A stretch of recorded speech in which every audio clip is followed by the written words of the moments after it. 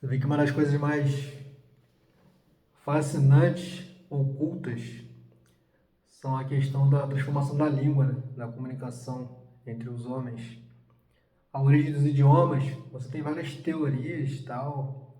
Você consegue achar até a árvore genealógica dos idiomas, né?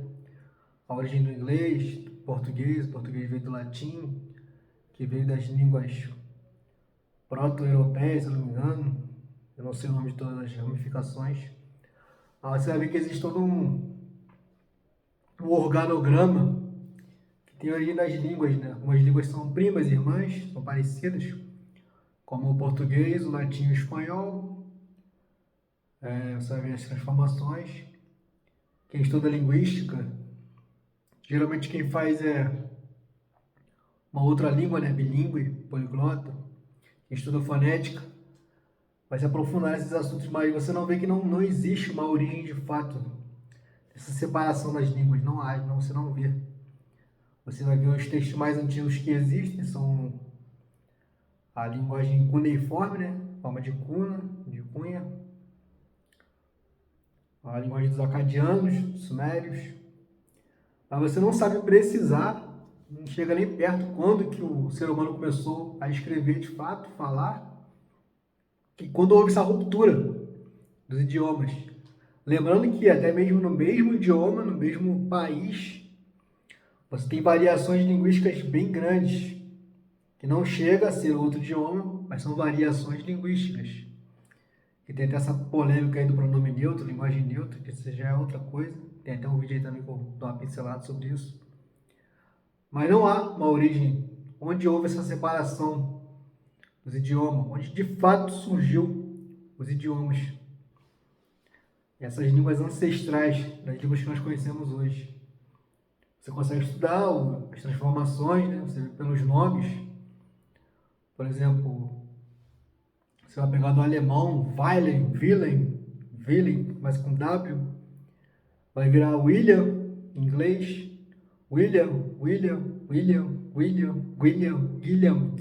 Guilherme, até virar Guilherme, né? É uma das teorias, né? Então, William seria em inglês Guilherme. E você vai ver, você pode estudar todas essas variações linguísticas, gramaticais, a família das línguas. Tem até o poema do Olavo Bilac, né? A última flor do Lácio, culta e bela, falando da língua portuguesa. Última flor do Lácio, Lácio é uma região, né? Onde deu origem ao latim, todo o resgate histórico.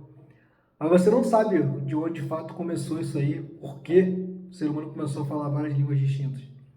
É interessante que a única explicação que você acha seria na Bíblia, na famosa Torre de Babel. Babel se chama confusão, né? Então os homens começaram a construir um totem, uma coisa gigante, como se fosse uma torre, para eles não se perderem. Isso foi após o dilúvio, né? O dilúvio também aparece em várias culturas. Tem a epopeia de Gilgamesh, você tem dilúvio na cultura acadiana, na Suméria, e também na judaica, né? Na Bíblia, no Velho Testamento. E após o dilúvio, um dos homens lá, dos sábios guerreiros, propõe fazer essa torre para alcançar os deuses. E Deus aparece e fala, vamos confundir a linguagem dos homens. Você vê que a comunicação é uma coisa muito importante, né? A linguagem é a tradução do pensamento. Então, se você escreve errado, não se comunica bem, é porque você não pensa muito bem, né? Não tem uma organização cognitiva. Estava até conversando isso com meu primo esses dias. Então, você vê os truncamentos da linguagem, já começa aí, o idioma. Já é uma separação dos homens. Hoje, com a globalização, a gente está meio que reconstruindo essa Torre de Babel, que seria a internet. Então, a internet está reunificando os homens. Você vê que está tudo globalizado. Facilmente você vai pegar um vídeo em inglês, alemão, posso clicar aqui do lado e traduzir. E agora a IA, ela até dubla para você, né? Já tem a dublagem. Tem até essa questão do cinema agora, que os dubladores vão fazer, porque já existe uma inteligência artificial que vai gerar uma dublagem, até mexe com Parece até que a boca do ator se movimenta de acordo com a língua. É uma coisa realmente incrível de tecnologia está chegando. Então, o que separa o homem é o idioma, a linguagem, a comunicação. Você vê a importância da comunicação, né? A importância.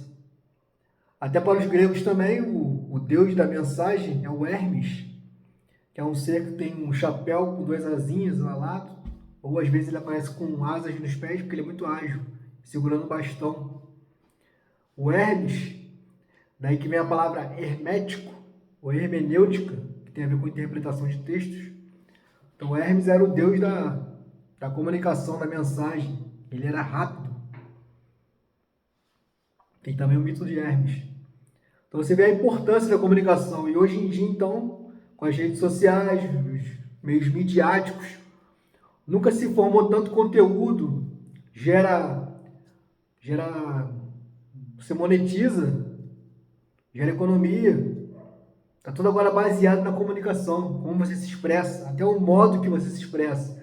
Às vezes o mesmo assunto é tratado por um professor, por ele ser mais jocoso, mais alegre, mais engraçado. Alguns alunos vão preferir aquele ali, que é o meio que ele se comunica. Já outros vão preferir um professor mais acadêmico, mais erudito, mais intelectual, mais centrado. Então o estilo também, que faz parte da estilística, que também tem a ver com linguagem, linguística, comunicação, palavra. Então você vê a importância da comunicação. E tem a teoria também do Jacobson, que é um teórico russo. Você pode pesquisar também facilmente, deve ser domínio público a teoria dele. Da comunicação, que tem aquele velho panorama, né? Emissor, receptor, aí tem a mensagem, que vai usar um canal, tem o referente ao contexto e o código. Sempre vai ter um emissor e um receptor. Para ter uma comunicação tem que ter dois. Então, inclusive o texto tem que ter o autor, o escritor e o leitor. E a comunicação depende dos dois. Não adianta um falar, só falar, emitir a mensagem, e quem está ouvindo não saber codificar, entender, interpretar. Então você vê que a comunicação sempre foi importante, sempre foi teorizada. E o ser humano não entende muito bem como funciona esse mecanismo. Você quer ver só? Pessoas falam o mesmo idioma, no mesmo país. O camarada vai escrever um texto lá no blog, na internet, na rede social. Vai gerar todo um debate de comentários, hater, gente a favor, gente contra, gente usando argumentos absurdos, gente usando argumentos lógicos. Você vê que é um debate interminável, inclusive naquela falecida comunidade, né, no Twitter, que agora mudou de nome, acho que agora é X. Lá que começou esses debates aí ideológicos, então. Você vê que falando o mesmo idioma, falando o mesmo assunto, a pessoa pode entender uma coisa totalmente diferente. Isso ocorre muito na poesia, né? Às vezes um poeta escreve sobre uma coisa, por ser subjetivo, lembrando que subjetividade, subjetivo, vem do latim, subject, que tem a ver com o sujeito. Ou seja, depende da interpretação do sujeito, por isso que é subjetivo.